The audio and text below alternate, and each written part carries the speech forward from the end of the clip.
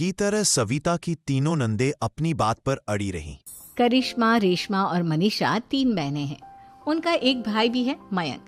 मयंक अपनी बहनों को बहुत प्यार करता है, लेकिन मयंक की पत्नी सविता इस मामले में मयंक से बिल्कुल ही अलग है। वो अपनी ननदों का जितना बुरा कर सकती है उतना बुरा करती ही रहती है और अपनी ननदों पर हुक्म भी चलाती है। करिश्मा, करिश्मा, तुमने अभी तक नाश्ता नहीं बनाया? तुम्हारे भैया को ऑफिस जाने में देर हो रही है। हाँ भाभी, बस अभी बनाती हूँ। करिश्मा, तुम ये ढीलापन छोड़ दो। कल को पराये घर जाना है।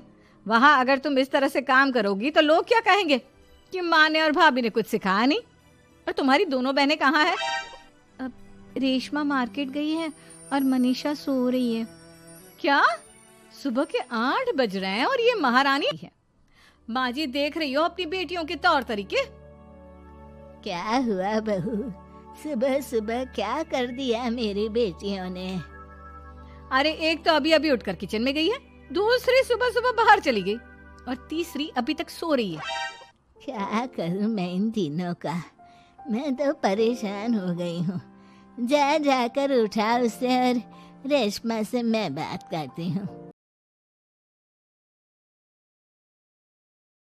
महारानी जल्दी उठो, सूरज सर पर आ गया है। भाभी थोड़ी देर और सोने दो ना, मैं रात को लेट सोई थी। वो क्या है ना, यूनिट टेस्ट चल रहे हैं। शराफत से उठती है या नहीं, या फिर पानी की भरी बाल्टी डालूं तेरे ऊपर? नहीं नहीं भाभी, मुझे बिस्तर में नहीं नहाना, उठती हूँ मैं। जल्दी से उठकर बाथरूम में चली जाती है। सभी आराम से बैठकर नाश्ता कर रहे होते हैं कि तभी रेशम बाजार से हाथ में सामान लिए आ जाती है। रेशमा को देखते ही सविता उस लो आ गई महारानी। ऐसा भी क्या सामान लाना था जो सुबह आंख मलते ही बाजार की तरफ रवाना हो गई? भाभी, कल आप ही तो चीख रही थी कि घर का सारा सामान मुझे ही लाना पड़ता है, घर में किसी को भी किसी काम से कोई लेना देना नहीं है। अब मैं बाजार जाकर सामान ले आई तो आपको इस बात से भी तकलीफ हो रही है? देख रही हो माँ जी, अपनी बेटी की जुबान कैंची से भी तेज चलती है। और मयंक, आप तो कुछ कहेंगे नहीं अपनी लाडली बहन को। रेशमा, अपनी भाभी से ऐसे बात नहीं करते। चलो माफी मांगो। भैया मैं क्यों माफी मांगू? आप भाभी से बोलिए ना कि हम पर कम हुक्म चलाया करे। हम इस घर की बेटियां हैं और आपकी पत्नी की ननद है, नौकरानी नहीं। लो कर लो बात। इनकी भलाई के लिए कुछ भी बोलो तो इन्हें बुरा लग जाता है। इस घर में यही इज्जत है मेरी। देख लो माँ जी, आपकी बेटी किस लहजे में मुझसे बात कर रही है।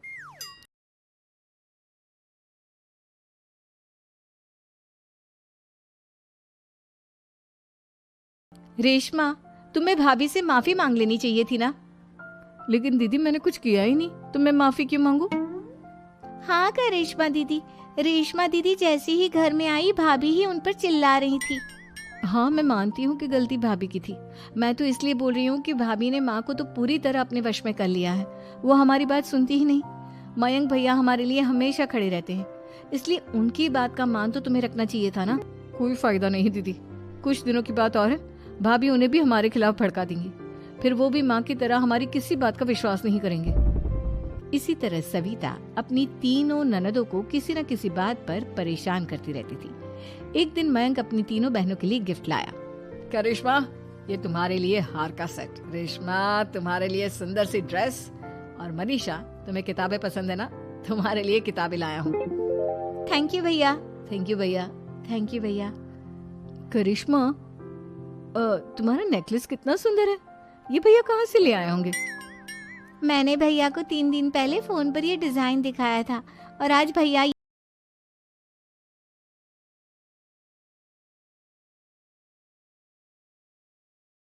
अपनी बहनों के लिए कितना अच्छा नेकलेस लेकर आए हैं। मुझे कभी कोई गिफ्ट नहीं दिया। मैं आज ही ये हार चुरा लूं। आठ में सविता करिश्मा का हार चुरा लेती है और इसी तरह उसे अपनी नंदों की जो भी चीज अच्छी लगती वो उसे मांगती नहीं बल्कि रात के अंधेरे में चुरा लेती। इसी तरह दिन बीतते गए और सविता ने मयंक के दिल में भी उसकी बहनों के लिए नफरत पैदा कर दी। एक दिन मयंक ने करिश्मा और माँ, करिश्मा और रेशमा के लिए बहुत अच्छा रिश्ता आया है। वो लोग कल इन्हें देखने आ रहे हैं। आप और सविता मिलकर सारी तैयारी कर लेना। ये सुनकर करिश्मा और रेशमा खुश हो जाती हैं। लेकिन सविता सोचती है, अगर इन दोनों बहनों की शादी हो गई तो घर और बाहर का काम कौन करेगा? मनीषा तो एक नंबर की कामचोर है, उससे तो किसी बात की उम्मीद लगाना ही बेकार है। मुझे इस शादी को रोकना होगा। दिन सभी लड़के वालों के स्वागत की तैयारी करने में लगे होते हैं। तभी मयंक अपनी बहनों से आकर कहता है, तैयार हो गई तुम दोनों?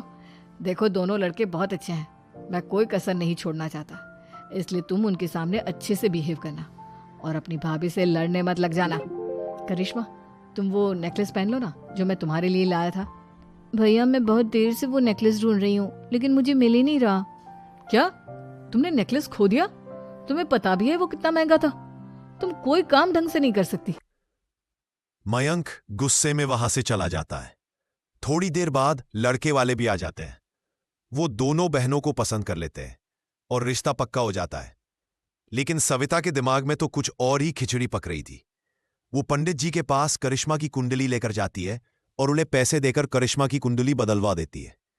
जब लड़के वालों के पास करिश्मा की कुंडली जाती है तो वो दुर्गा को फोन करते हैं। बहन जी, हमने करिश्मा की कुंडली अपने पंडित जी को दिखाई थी।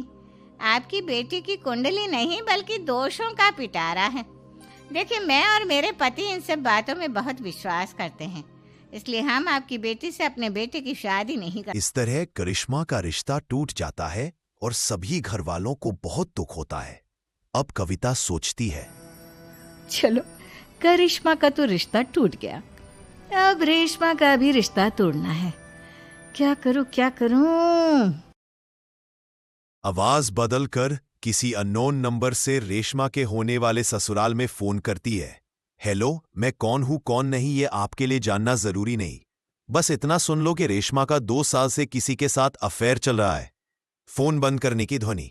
बस रेशमा का रिश्ता तोड़वाने के लिए सविता का इतना कहना काफी था। अब रेशमा का भी रिश्ता टूट गया। मयंक और दुर्गा देवी ने रेशमा को खूब खरी खोटी सुनाई और उससे के बारे में पूछने लगी। आप दोनों मुझे क्यों परेशान कर रहे हो?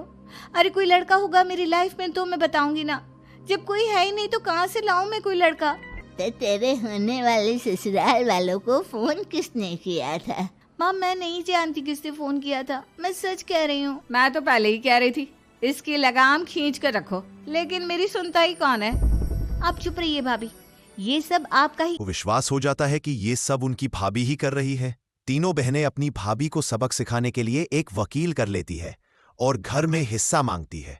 देखो भैया, देखो भैया, माँ बाप की जायदाद में जितना बेटों का हक होता है उतना ही बेटियों का, इसलिए इस घर के 4 हिस्से होंगे और हमें अपना हिस्सा चाहिए।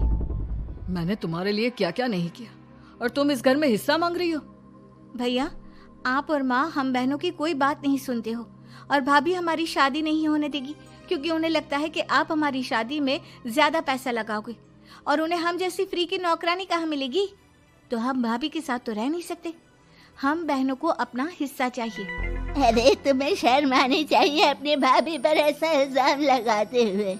वो तुम्हारे बारे में कितना सोचती है। हाँ माँ, भाभी हमारे बारे में बहुत सोचती है, दिन रात बस यही सोचती रहती है कि किस तरह से अपनी तीनों ननदों को परेशान करूं और कभी मुझे पढ़ने भी नहीं देती।